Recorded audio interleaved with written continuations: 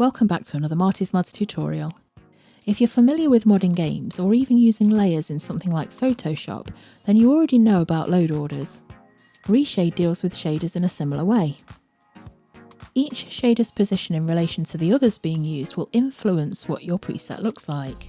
Shaders load sequentially, which means any shader that loads later in the list works like adding a transformation layer on top of the ones that loaded earlier, building effects one on top of another. Sometimes, if your shaders are in the wrong order, you can get unintended side effects. Let's move over into a game so we can see this in action. Example 1.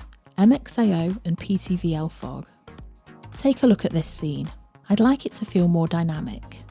To add object shadowing and make everything look less flat, I'm going to enable MXAO, our ambient occlusion shader.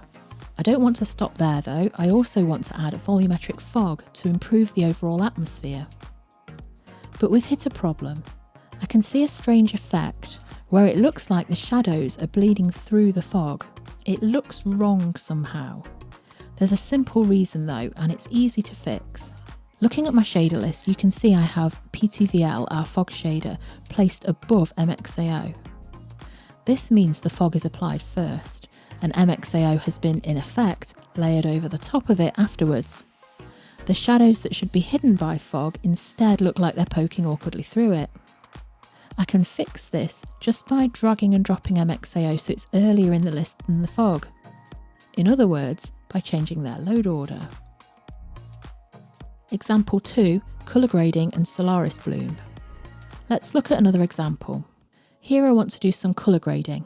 You can do this in different ways, but I've found a LUT I like, so I'm going to enable that through LUT Manager and make some further changes to contrast with regrade. Now I want to add some bloom. If I enable Solaris, I get these bright hazy areas, especially where there's a lot of light. There's nothing particularly wrong with the image now, so why worry about my load order?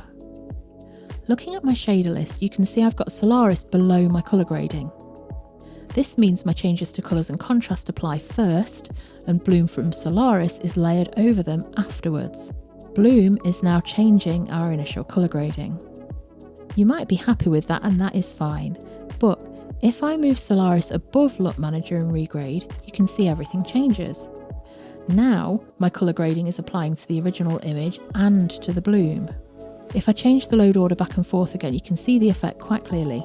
This is where your load order is more about personal taste and creative vision.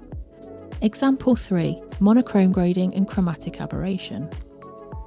Following on from how bloom and colour grading interact, you can see this even more clearly if we substitute bloom for chromatic aberration.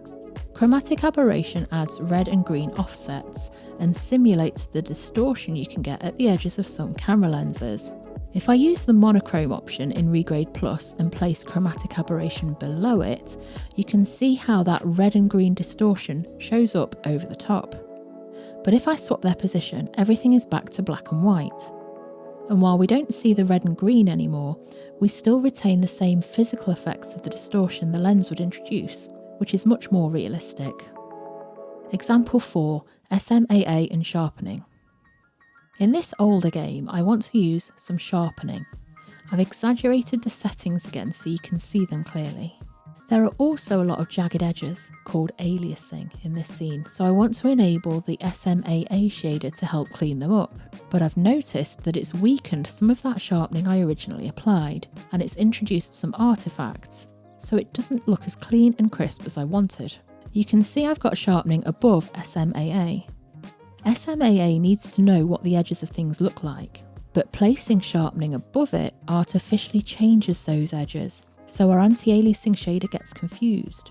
In addition, SMAA naturally adds a little bit of softness to the image, so by placing it second, I've ended up counteracting some of the work sharpening was doing.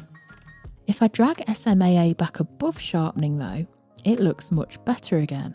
The softness that SMAA introduced has been modified by sharpening, which we've layered on top of it by loading it later.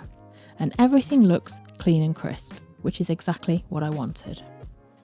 General rules for shader categories. Being in charge of your load order gives you ultimate control over the quality of the final output. ReShade gives you a lot of creative freedom, but it helps to begin with a structure and some basic rules for a strong foundation. We can split different types of shaders into categories, or tiers, starting with those that generally fit best at the top of your shader list, gradually moving down to the bottom.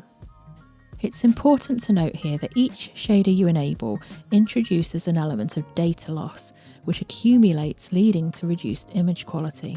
So try using as few shaders as possible to create the look you want. Tier 1, Data Processing. These are any shaders that generate or pass information to other effects, like Launchpad or optical flow shaders. Because they need clean input, they should go at the top of your load order before anything else. And they definitely have to go before the shaders that utilise them, which for Launchpad are RTGI, MXAO and Relight. Tier 2, Depth-Based World Effects. Next come shaders that use the depth buffer, like MXAO, RTGI, Volumetric Fog and Relight. As well as being depth-based effects, we can think of them as world effects because they influence what the scene looks like to begin with, where light and shadow fall, for example. As well as keeping them near the top of your shader list, the order of the effects within this category also matters. For example, like we saw earlier, MXAO should sit above Volumetric Fog, as should shaders like RTGI and Relight. And for RTGI, which is split into two separate shaders, the diffuse shader should come before the specular shader, so reflections are handled correctly. Tier 3, Camera Effects. Like we saw with Bloom earlier, there are some effects that simulate what a camera lens would create. In addition to Bloom, these might be shaders like Chromatic Aberration and Vignettes. Depth of field blur is also a lens effect, so we would expect it to happen here before we do any colour grading. However, shaders don't always behave exactly as you'd see in traditional photography, and sometimes you might notice objects have strange outlines poking through the blur. If that happens, experiment with moving depth of field lower down and see what works best for you. Last in this section is film grain. As well as adding creative flair, grain can be helpful to mask poor texture detail. In photography, grain happens when light hits the film or sensor, which is why it makes sense to place it above the adjustments we'll make with post-processing, like colour grading. Bloom and depth of field blur happen earlier, as light travels through the lens, so film grain should go after them. And always remember to keep grain below depth of field, so the grain isn't blurred away. Tier 4, Colour Grading. This is probably the category of shaders people spend the most time working with. Shaders like LUTs, Quince Lightroom and Immerse Regrade that let you alter colours, levels, vibrance, exposure and contrast. Adding them after our camera effects means your colour grading will apply to whatever they introduced, changing the colour and contrast of Bloom, for example. And then within this category, if you're using multiple grading effects, you can play around with their order to get the look you want. Tier 5, Anti-Aliasing and Sharpening. As we saw in our earlier example, it's important to make sure anti-aliasing and sharpening shaders are in the correct order in relation to each other. It's also useful to know where they should go in the larger load order. Placing them after your colour grading helps ensure any changes to the edges created by grading are caught, so consider placing them here. Tier 6, Composition Helpers. Our final tier includes all the shaders you can use to help compose your screenshots, like Scene Weaver. Placing them at the very bottom of our shader list means the other effects won't interfere with any guides that they layer over the top. These shaders are usually designed to automatically toggle off in a screenshot, but do be sure to double check. Well done for making it this far. The subject of load order might seem confusing at first, but understanding the different categories shaders generally fall into, the tiers we set out above, helps give you a firm foundation on which to build a cohesive ReShade preset. Don't forget though, ReShade is a creative tool. Now you've got a decent grasp of the basics of load order, you should have the confidence you need to experiment, moving shaders up and down, fixing issues as they arise, or just seeing what interesting effects you can create. If you found this guide useful, don't forget to like the video and subscribe to help other people find it more easily. And let us know in the comments if you think we've missed something, got something wrong, or even just to tell us if you have a preferred order for the shaders that you like to use. And I hope you'll join us here again at Marty's Mods. See you next time.